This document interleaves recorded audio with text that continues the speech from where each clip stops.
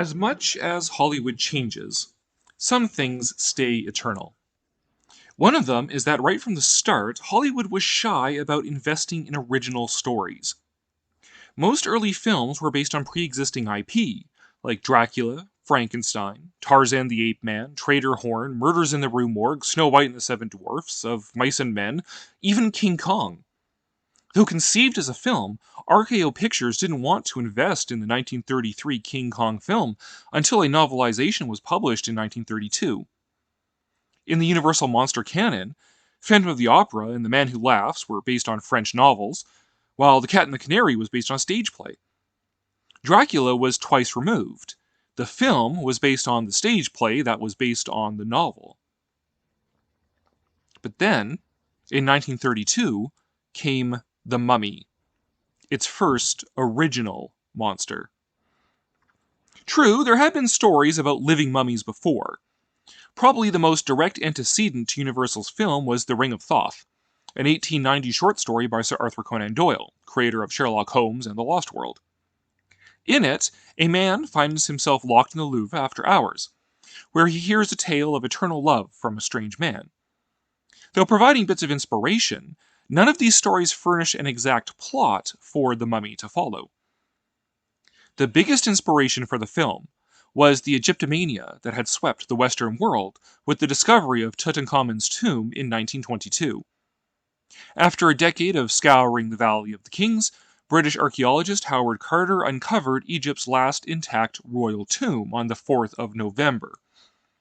Though a small tomb of a relatively minor pharaoh, Tutankhamun's tomb was resplendent with wealth unseen in 3,000 years.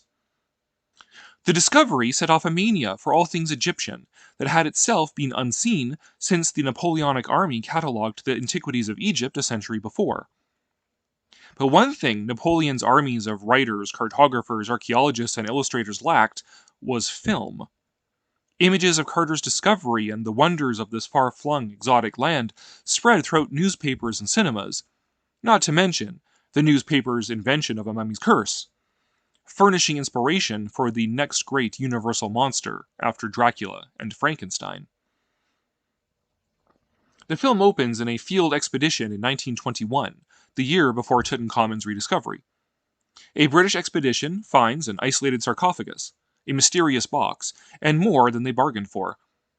The story fast forwards 10 years to the glamour of 1931 Egypt and every fantasy of a Agatha Christie novel.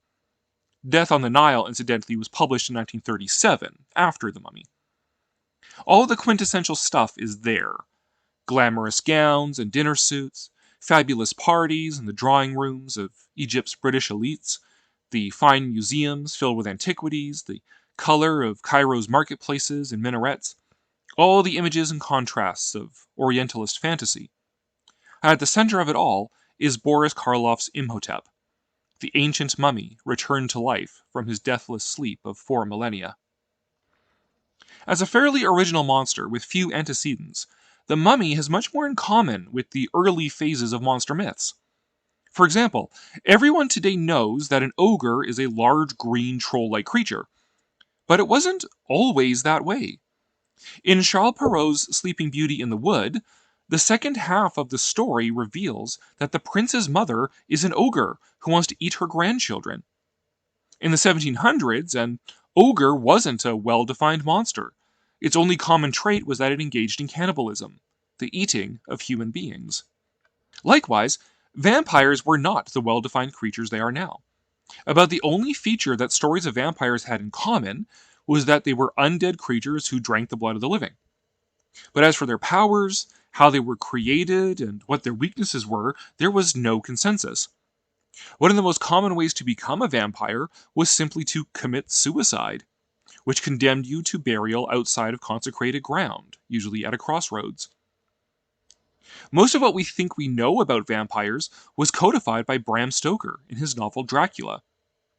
An instructive contrast between pre- and post-Dracula concepts of vampires can be seen by contrasting the 1931 film Dracula with the 1932 film Vampire. Based loosely on Sheridan Le Fanu's Carmilla, Vampire foregoes Stokerian concepts to present a vampire who is a kind of weird, like, focal point of this weird supernatural activity plaguing an isolated village. Some of her abilities are outlined in a small book carried by the protagonist, but what we see on screen, with its weird doings and disembodied shadows, is far beyond that description. Compared to Vampire, Bela Lugosi's count is pretty straightforward. The Mummy is much more like Vampire, insofar as Imhotep has no really well-defined causes or powers. He isn't even the popular image of a mummy for most of the film.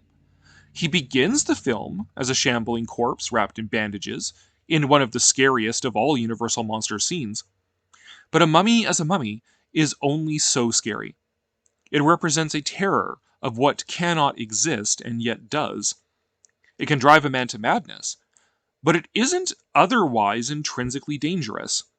If a mummy is coming at you, just walk away faster. So over 10 years, the film has Imhotep heal, become more like a man, and yet uncannily not, and adopt the persona of Ardeth Bay. This gives him agency with which to implement his plot to convert his reincarnated lover into an immortal like himself. There are no rules for why the mummy exists. He was a man cursed never to pass into the Egyptian afterlife, kept alive by his immortal love for Ankhsenamen. His existence is uncanny and irrational. So are his powers. We are never given an itemized list of what he can do, like we are for Dracula. We can only see him exerting some kind of sorcery, some force of will. A will so powerful that it kept him in a state of living death for 4,000 years. With that irrationality of how he exists and ignorance of his abilities comes the chilling fact that we don't know how to stop him either. There is no easy answer of a stake through his heart, no wolfsbane, not even a flaming windmill. The best that Wise and Dr. Mueller can muster is a charm of Isis that merely shields the wearer from Imhotep's will. Even Mueller must admit that he wants to crush Imhotep's dry bones into dust, but cannot. The only thing more chilling than this inexplicable creature that we don't know how to stop is that he was turned into this unholy thing by an immortal love corrupted into an evil obsession. Imhotep is the embodiment of love denied, and the horror of what that can turn you into. It is a horror felt most keenly by its victims. 2 victims in one body. Universal monster movies are less often a fight for life than they are a fight for the soul, and there are 2 souls at stake in the mummy. The first is Helen's, who Imhotep is willing to sublimate to call forth the soul of the reincarnated Ankhsenamen. The second is Ankhsenamen's herself. She understands that the time she and Imhotep had together in the living world was a wonderful and beautiful thing, but also profaned against the gods of Egypt. They experienced their joy, but also their curse, and it is time to let that all go. The time to let it all go was 4,000 years ago. It is a different world now, a time for different people and different lovers, like Helen and Frank. But Imhotep can't let it go. So Ankhsenamen is horrified at what Imhotep has become and what he wants to turn her into. A monstrous creature of death, fueled by hate and obsession, who can only exist by depriving the living of their own lives. Wait, did I say 2 victims? There is a 3rd victim in the mummy. Imhotep himself. The mummy is as evil as Dracula, but as tragic as Frankenstein. He may, in fact, be the most tragic of Universal's monsters, because its entire monstrous condition is fueled by an immortal love of 4 millennia that has been denied. Well, finally, the mummy does find a kind of rest. Ankhsenamen appeals to the only force that can do anything about Imhotep, the unreason and irrationality of the Egyptian gods, and he is magically immolated. We never find out what actually happens to him and the soul of Ankhsenamen, but I hope that they are able to be together in the afterlife. Wisely, Universal resisted the temptation to bring him back. It would have been interesting to see him fight with Dracula over command of the Frankenstein monster or something, but it never came to pass. Imhotep received his rest. So, to sustain a series of B-movie programmers, Universal created a new mummy, Kharis. I guess the whole Ardeth Bay thing was too confusing, because the cue for the 4-part Kharis saga was taken from the Mummy's opening sequence. The scariest part of the Mummy was when the Mummy was a mummy. So, through the entirety of the Mummy's Hand, the Mummy's Tomb, the Mummy's Ghost, and the Mummy's Curse, Kharis the Mummy stays wrapped in bandages and shambling along in slow pursuit of his victims. These films also gave Kharis rules. He becomes a much more pedestrian monster, kept alive by the formula of Tana leaves, often reduced to little more than a slave to the priests of Karnak. Even Lon Chaney, who played the monster in 3 of the 4 Kharis films, hated the role. It certainly exposes the weakness of the Mummy as a monster, and how intrinsically not dangerous it actually is. Not to mention how cheaply done the films were, moving the monster to New England, and reusing an awful lot of footage in every episode. However, that said, there is still an interesting underlying story there. Despite being a shambling, silent slave to the priests of Karnak, and the lure of Tana leaf juice, Kharis is still a sentient man. He knows what is going on around him, and has a meager will of his own. The series is a cycle of Kharis trying to keep his eternal vigil to protect the woman he loves, only to find himself constantly frustrated by the incompetence, corruption, and lust of the idiot priests who are actually supposed to be serving him. They're supposed to be keeping him alive, not using him as a tool to lust after every skirt, including his reincarnated princess.